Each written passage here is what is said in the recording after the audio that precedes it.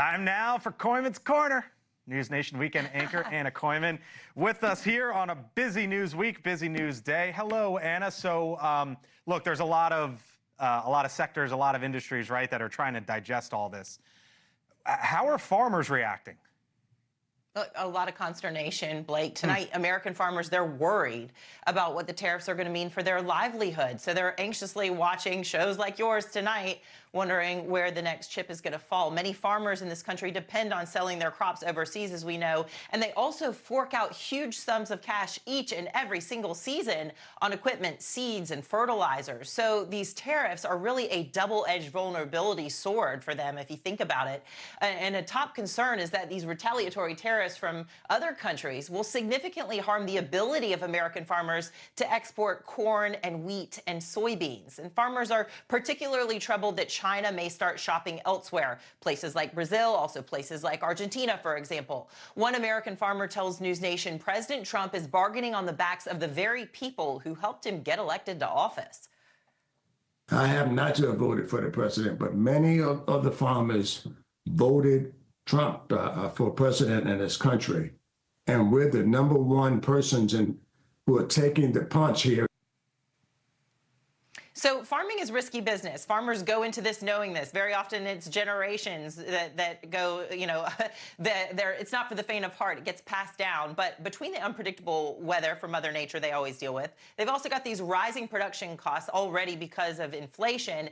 And then the labor challenges that are also now, they're considering because of these mass deportations too, and the wink, wink, legal, illegal immigrants who have been helping to pick fruits and vegetables. It won't deal with that so much with these other crops we're mentioning, but it's something to think about. And margins are shrinking, Blake. So, I mean, look, the decision's been made, right? We saw the president in the Rose Garden. The auto tariffs, for example, are already in. The others coming in the upcoming days.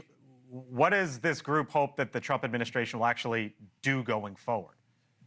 They're crossing their fingers and toes tonight that the Trump administration is going to provide some financial assistance for farmers like Trump did during his first time. You'll remember, you probably reported on it, Blake, back in 2018, the U.S. Department of Agriculture authorized up to $12 billion in programs. I'll read some of it from our screen here. Assistance to corn, cotton, dairy, hog, soybean, sorghum, and wheat producers, and $1.2 billion to unfairly targeted commodities, and some $200 million to develop foreign markets. So are the farmers going to get what they need to survive in Trump's second term? That's the big question tonight. Agriculture Secretary Brooke Rollins says yes, they will. The Agriculture Department is getting ready to help farmers if they do need it in the near term. So farmers are reiterating tonight, Blake, that these tariffs may upend their market share around the world, potentially damaging these relationships that in some cases have taken decades or generations even to build.